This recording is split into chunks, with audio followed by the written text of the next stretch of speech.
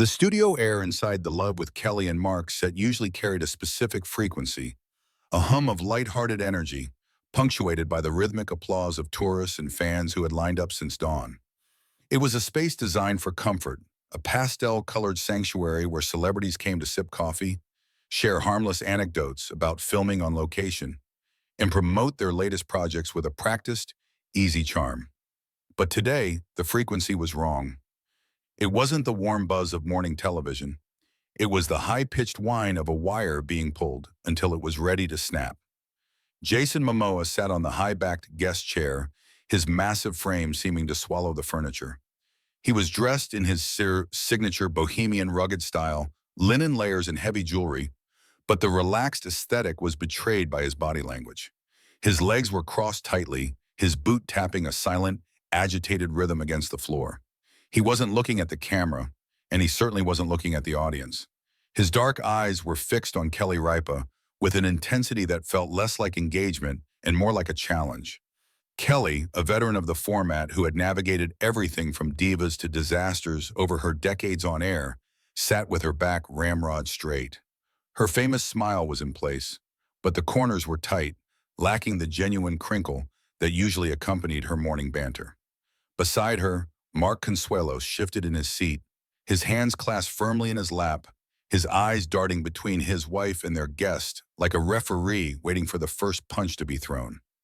"So," Kelly began, her voice steady but lacking its usual musical lilt, "we've been talking about this new project, The Last Horizon. It's a departure for you, much quieter, much more introspective than the blockbusters we're used to seeing you dominate." Jason didn't answer immediately. He let the silence hang for a beat too long, a power move that sucked the oxygen out of the room. "It's art," he said finally, his voice a low rumble that didn't carry to the back of the room despite the microphone clipped to his chest. "It's not content. It's not a popcorn flick. It's actual cinema." "Right," Mark jumped in, eager to inject some warmth into the rapidly cooling atmosphere. "And that's great, man. It's cool to see you flexing different muscles. But the fans, they love the action. They love the energy you bring to those big roles. Is it hard to switch gears from saving the world to something so still?"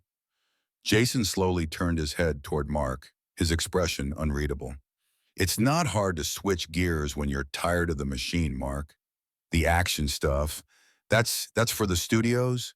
That's for the toy sales. This film is for people who actually want to feel something. If the fans can't make that jump, that's on them, not me."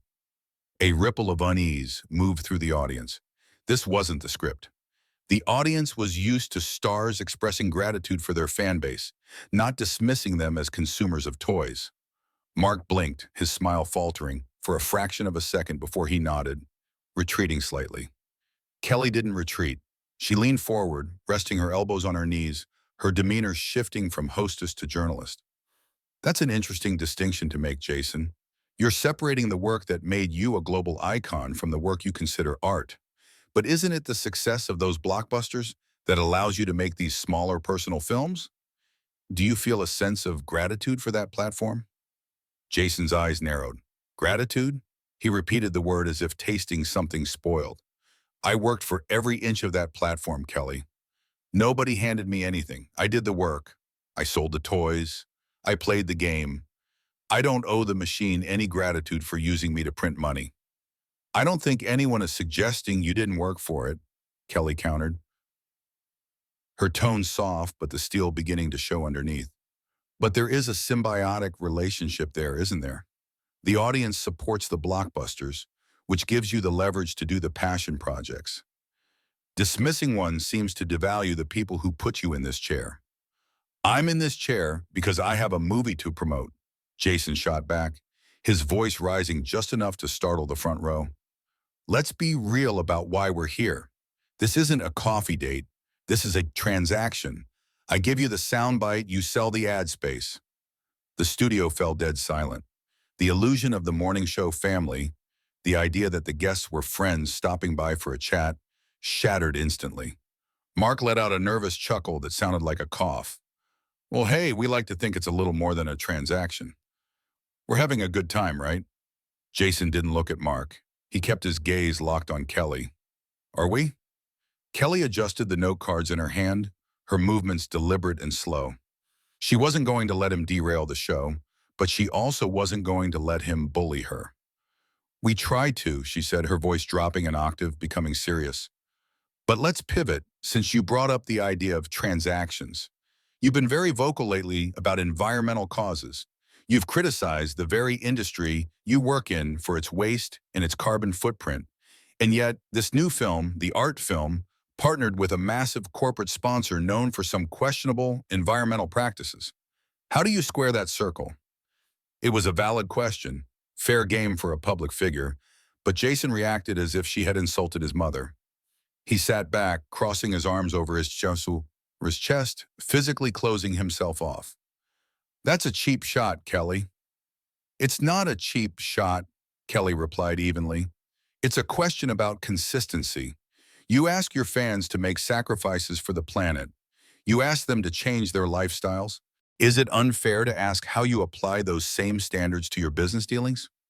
You don't understand how financing works, Jason said, his tone dripping with condescension.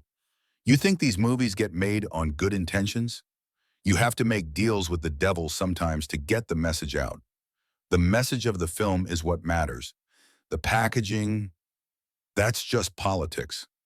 So the ends justify the means? Mark asked, trying to engage in the debate intellectually, hoping to steer it away from the personal. Like, it's okay to partner with the bad guys if the movie does good? Jason rolled his eyes, a gesture so dismissive it felt physical. It's not about bad guys, Mark. It's about reality. Something you guys in this studio might be a little detached from. Kelly's jaw tightened. The insult was direct. She took a breath, calculating her next move. She could pivot to a fluff question, ask him about his workout routine, and salvage the last 3 minutes of the segment. Or she could stand her ground.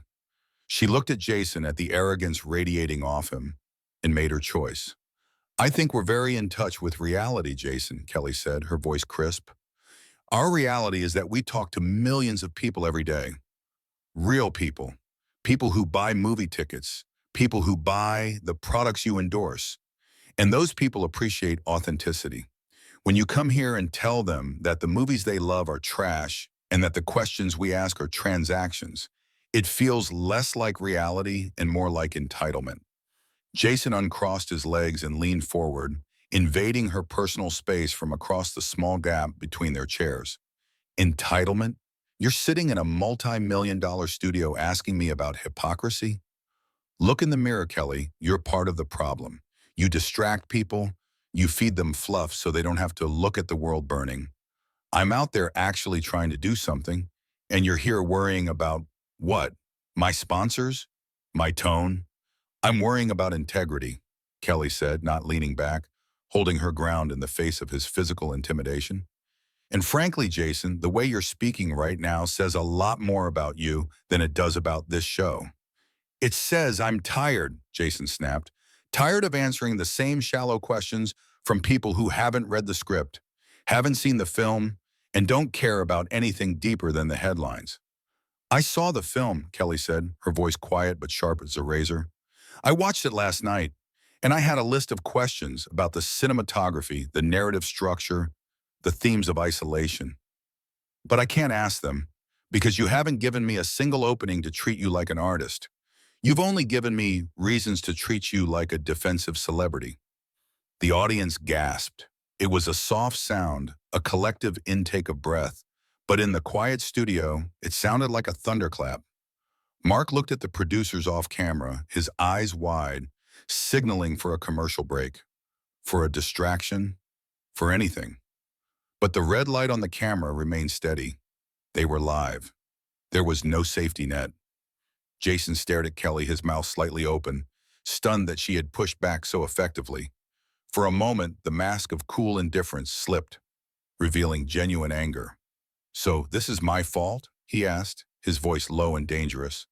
I come on your show, and because I don't dance for you, I'm the bad guy? You're not the bad guy, Kelly said, her composure returning as she sensed she had the upper hand. But you are being rude, And there is a difference between being an artist and being rude. I'm being real, Jason insisted, slamming his hand lightly on the armrest of his chair. If that's rude to you, then maybe you're too sensitive for the conversations I'm trying to have. Or maybe, Mark interjected, his voice firmer now, stepping in to protect his wife and co-host. Maybe there's a way to have a conversation without insulting the host and the audience. We invited you into our house, man. There's a basic level of respect that goes with that. Jason turned his glare to Mark. Your house. This is a corporate stage, Mark. Don't act like we're in your living room. We're selling a product. Stop pretending we're friends. We don't have to be friends, Kelly said, cutting through the testosterone posturing. But we do have to be professionals.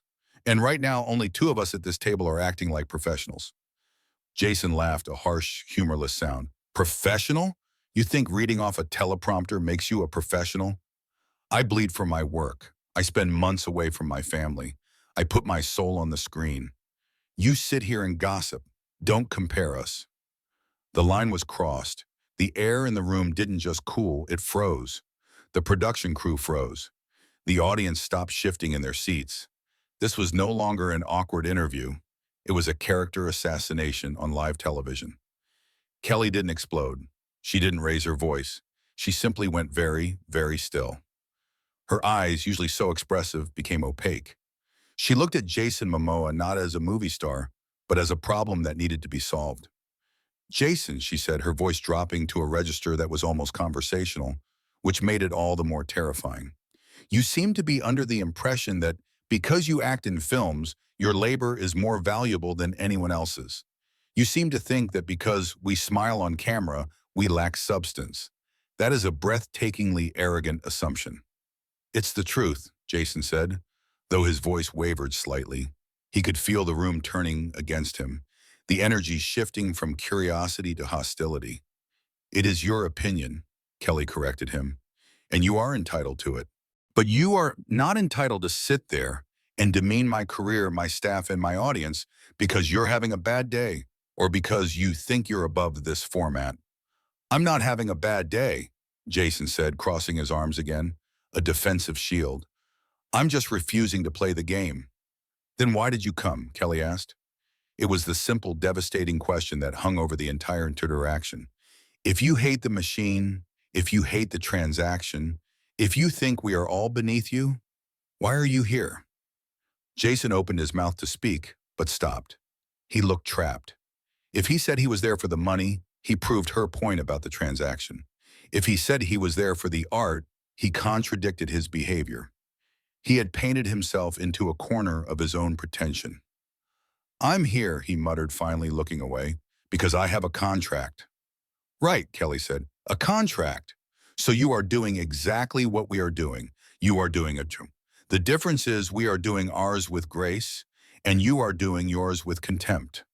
Mark exhaled loudly, a sound of sheer relief that Kelly had landed the plane. I think, Mark said, checking the clock, that we should probably take a moment. No, Jason said, suddenly standing up. The movement was abrupt, aggressive. The camera scrambled to reframe the shot. I think we're done. I'm not going to sit here and be lectured by a talk show host. Kelly remained seated. She didn't flinch at his sudden movement. She looked up at him, her neck craned, but her status in the room remained unmistakably higher. We're not lecturing you, Jason. We're holding you accountable for your behavior in our space. This space is a joke, Jason spat, adjusting his jacket, his face flushed. You want a puppet? Get someone else. I'm out.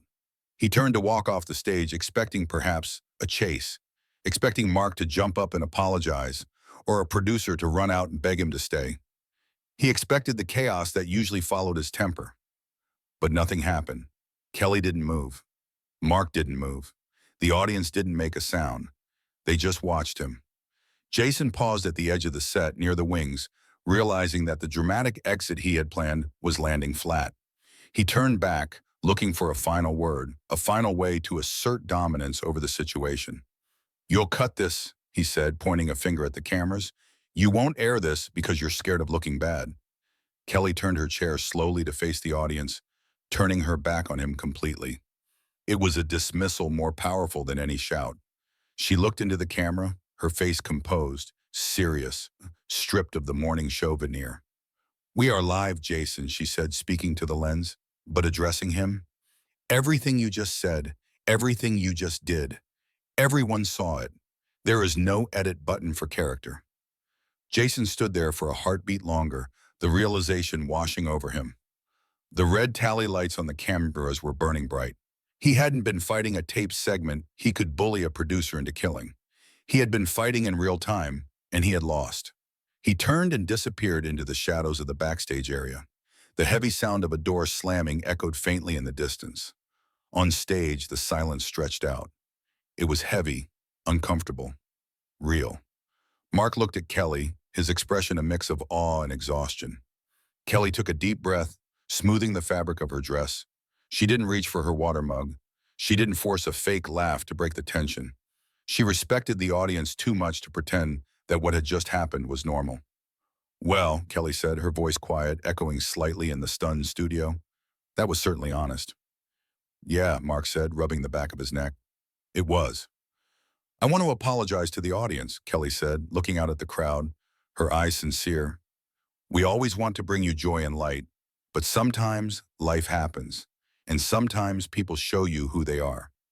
She looked down at her notes, the questions about the movie, the environment, the family, all unasked, all irrelevant now. She closed the folder with a definitive snap. "We're going to take a break," Kelly said.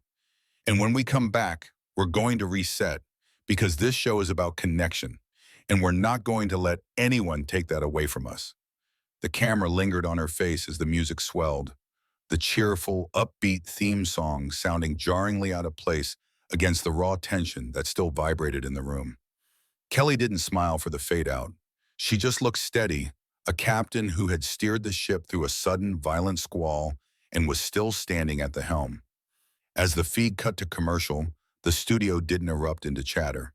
There was no applause, just a lingering, heavy silence, the kind that follows a storm, leaving everyone wondering what exactly had been broken, and knowing that nothing would be quite the same when the lights came back on.